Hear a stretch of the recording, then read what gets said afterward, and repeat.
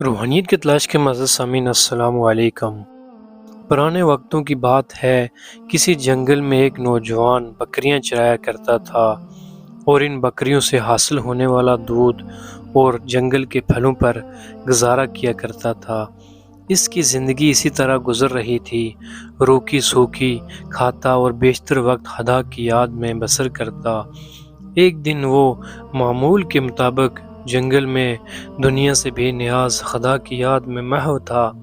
اس نے دیکھا کہ ایک غریب لکڑہارا اپنے گدھے کو ساتھ لیے ہوئے لکڑیاں کاٹ رہا ہے اور گدھے سے باتیں بھی کیے جا رہا ہے، حالانکہ اسے معلوم تھا کہ نہ تو گدھا اس کی بات سن رہا ہے اور نہ سمجھ رہا ہے، پھر بھی وہ گدھے سے ایسے باتیں کر رہا تھا جیسے وہ سن رہا ہے اور سمجھ بھی رہا ہے۔ اسی طرح وہ گدھے سے باتیں کرتے کرتے لکڑہارا زاروں قطار رونے لگا۔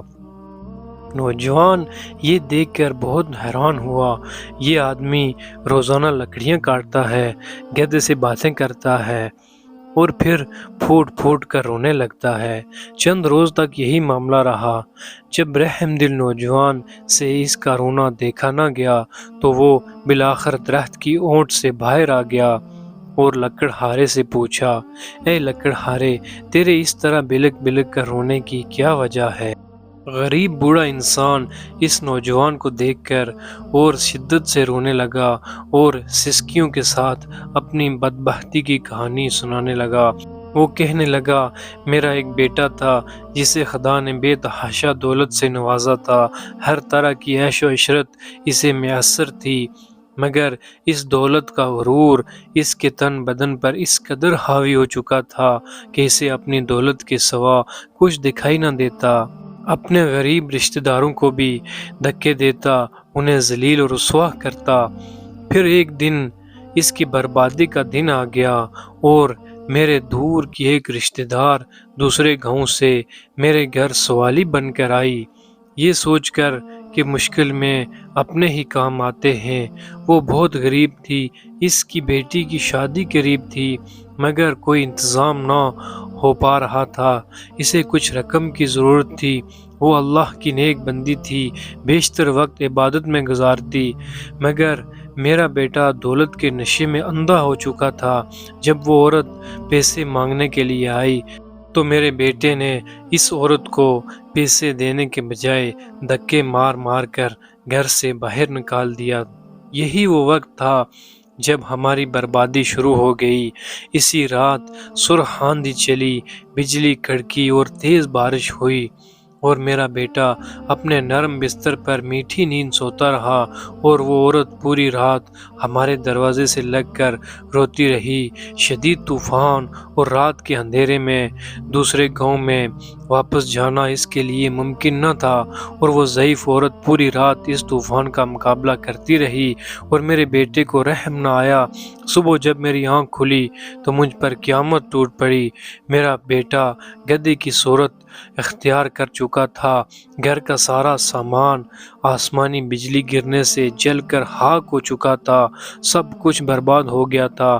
میرا قصور یہ ہے کہ میں نے اپنے بیٹے کو غرور و تکبر سے نہ روکا اور برائی کی طرف بڑھتا ہوا کوئی قدم نہ روکا، اور اب یہ عالم ہے، میں جنگل میں لکڑیاں کاٹتا ہوں اور اپنے ہی بیٹے پر لاد کر بیچنے چلا جاتا ہوں، اس سے ہماری زندگی کا گزر بسر ہو رہا ہے۔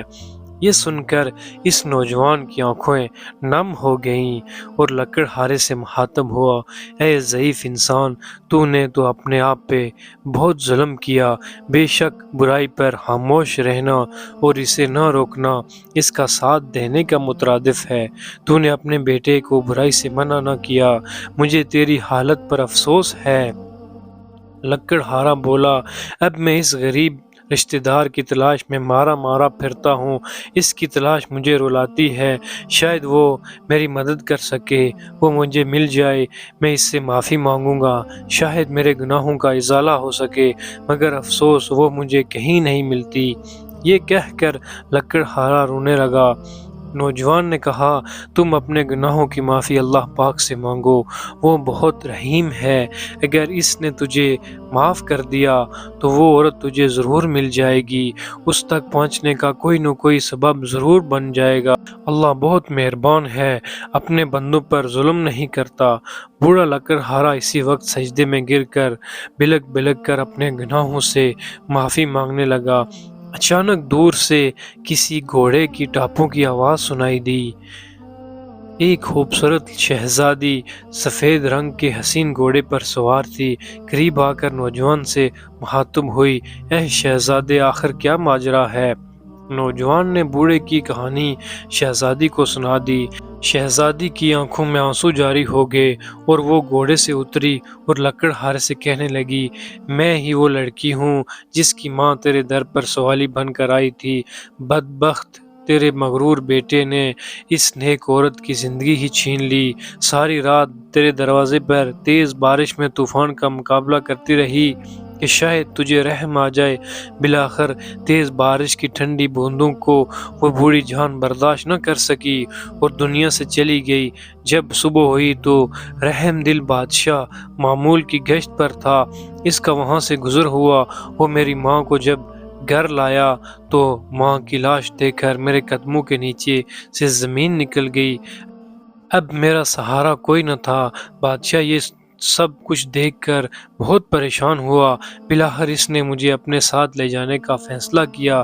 کچھ عرصہ میں اس کے محل میں رہی اور اس نے مجھے نیک لڑکی پا کر اپنے بیٹے سے میری شادی کروا دی۔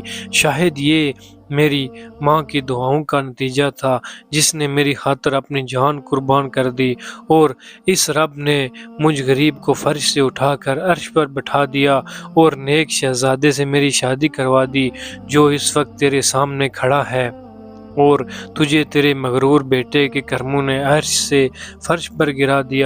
خدا کی قدرت دیکھ کر لکڑہارا شرمندگی سے زمین میں گڑتا جا رہا تھا اور رو رو کر شہزادی سے معافی مانگنے لگا۔ شہزادی بہت رحم دل تھی۔ لکڑہارے کے آنسوں سے اس کا دل بھر آیا۔ اس نے اس کو معاف کر دیا۔ خدا کی قدرت، لڑکا اسی لمحے اصل روپ میں واپس آ گیا اور خدا کے حضور سجدے میں گر گیا۔ پھر واپس کھڑا ہوا اور شہزادی سے معافی مانگنے لگا۔ شہزادی نے بھی اسے معاف کر دیا۔ بالآخر دونوں باپ بیٹا اپنی جھونپڑی کی طرف روانہ ہو گئے۔ کہتے ہیں غرور کا اثر ہمیشہ نیچے ہوتا ہے اور بلندی کے لیے زوال ضرور ہوتا ہے۔ اگر اللہ پاک نے آپ کو دولت سے نوازا ہے، کوئی مرتبہ عطا کیا ہے، تو غرور مت کیجیے، کیونکہ غرور انسان کو عرش سے فرش پر گرا دیتا ہے اور اس میں وقت بالکل نہیں لگتا۔